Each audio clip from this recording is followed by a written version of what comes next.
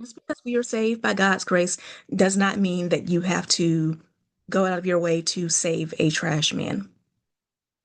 Let's talk about this whole idea that a lot of Christian women are single because they are too picky. Hi, my name is Keisha Rice. I am a dating coach. I am a hypnotherapist, and I help women learn how to heal from their undesirable patterns that have allowed toxic relationships and learn how to recognize those patterns, do away with them, and then attract healthy, happy relationships. And this is something that I hear all the time. Women will come to me and they will say that they've been single for a while. And when they go to their family and their friends about what is wrong with them, why is it that they're still single after all this time, they are getting told, oh, it's because you're too picky. It's because your standards are too high. And I honestly find that a little bit hilarious because if you spent any time on Instagram or TikTok recently, you will see that there are so many videos of women who are crying and talking about the horrible ways in which their partners are treating them, the abusive relationships that they're in. And the comment section will be full of people saying, well, you should just choose better. So tell me, which is it? Is it that women are supposed to be choosing better, or is it that women are supposed to be settling for less than? Because those two can't both be the case, right? So we're going to talk about what it means to truly have reasonable standards and about the fact that having those clear standards is one of the most loving things that you can do for yourself and for your purpose partner, the person that you're going to eventually marry, right?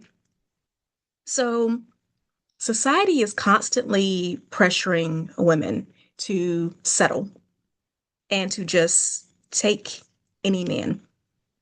You may have been told before your biological clock is ticking, right? Or you're told that good men are hard to find.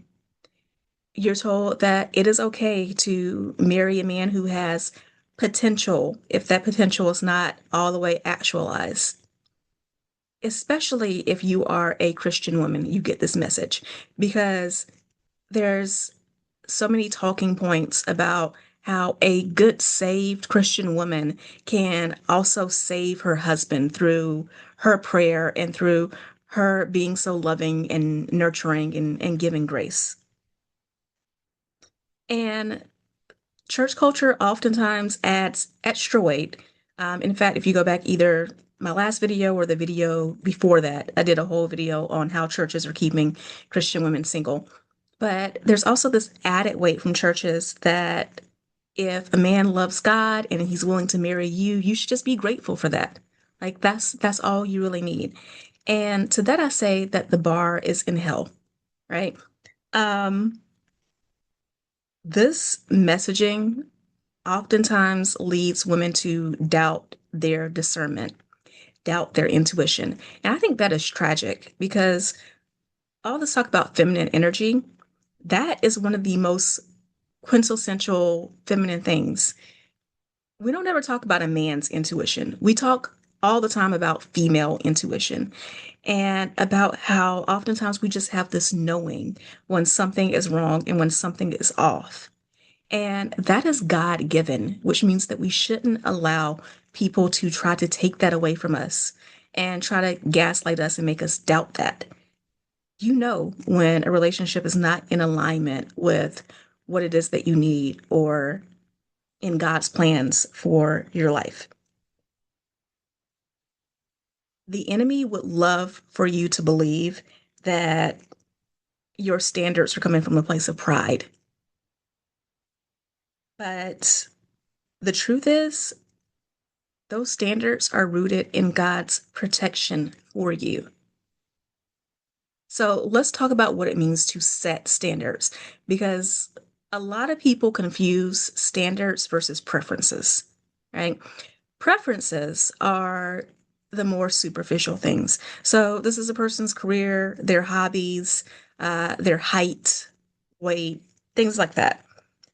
And these are things that are very nice to have. They don't necessarily build a lasting marriage. Standards, on the other hand, are about a person's fundamental character and how they are going to end up treating you. So this is talking about things like emotional stability, emotional maturity, financial stability, um, respect for your boundaries, their faith, their integrity. These are standards. And this is one of the things that, when I'm working with women in my From Toxic to Thriving coaching program, this is one of the foundational things that we do is talking about, okay, let's create a list of what it is that you want in a partner and how that lines up with what you see as God's purpose for your life and how a partner can help you achieve that. And we talk about having your standards and having your deal breakers and having your must have things. And then once you find someone who has those things, then we can also talk about preferences as well, because preferences are, again, a nice to have. They are the bonus, but they shouldn't be the foundation for what you're expecting in a relationship. So you have to ask yourself that. Are you rejecting good men over things that are shallow?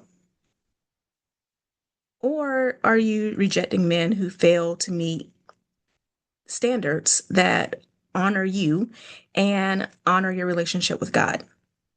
And also, on the other hand, are you placing too much emphasis on the nice to haves?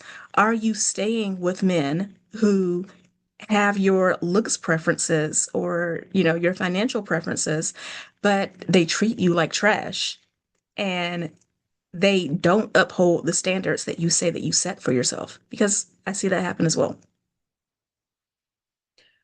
When you hold to your standards, the true standards, you're not being picky. You are operating in purpose, right?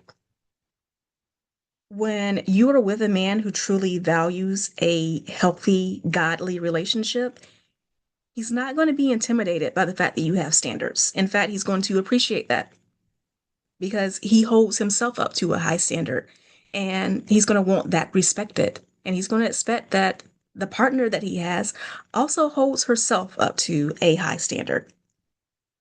So, standards keep you away from living a life of misery because they filter out men who are going to waste your time. They filter out men who aren't going to treat you well. And, Proverbs 4 and 23 says, above all else, guard your heart. That is what standards help you do. They help you guard your heart by having these protections in place, by committing to, I'm not going to be in a relationship with someone who doesn't meet these standards. So, in order to walk this out in your daily life and your dating journey, you have to have a balance. Your checklist can't be so set in stone and so rigid that it keeps you from having a real connection. Again, when I'm working with clients on their love list, your love list can't be like 20 pages, right? But at the same time, there is this balance of having what are those few must haves? Because there are going to be some things that, 4 or 5 things that you absolutely cannot be in a good relationship without. And that's going to be individualistic, that's going to be based on what it is that you need and desire in a relationship. So you definitely want to stick to those few foundational things and then be open to having the majority of your preferences met. But you really want to also allow yourself to stay in prayer and stay in conversation with God, to open up your eyes, to help you hone your discernment, to recognize that sometimes God will send certain things, certain qualities in a person that you didn't really know you needed until you encountered that purpose. Because you don't need a man who is perfect, right? But you do need a man who is perfectly aligned with your purpose. So by understanding yourself, knowing those foundational must-haves and sticking to those, and then allowing some openness and continued conversation with God as you're going through your dating journey, you will find someone who aligns with that purpose. So if this message resonates with you, and you are struggling to know the difference between standards and being too picky. And I just want to say that if you are able to uphold the standard yourself, you're not being too picky. If a standard for you is someone who values education and you have spent years getting degrees, you're not being too picky. If a standard for you is financial stability and you have been working on your finances and creating that financial stability, you're not being too picky. If a standard for you is someone who is self-aware, emotionally mature, and has done work on themselves, and you are out here seeing a coach, seeing a therapist, doing the journaling, doing the shadow work, you are not being too picky because you're not asking for anything that you can't do for yourself, right? But if you've been struggling with that, that is what I help women with in my From Toxic to Thriving coaching program. I help women learn how to uncover those past relationship wounds, learn how to break free from the toxic cycles of unhealthy relationships, and then learn how to step into dating with confidence and discernment. It is a 12-week program. It is private one-on-one coaching, so individual attention, individualized plan, and it will help you learn how to go into dating with discernment and confidence as well. So if you're ready to stop doubting yourself and learn to really embody that confident woman who knows that she's fearfully and wonderfully made and knows that she deserves a great partner, then you can head to the link in my description and we can talk about working together because at the end of the day, standards are not the problem. They are the solution.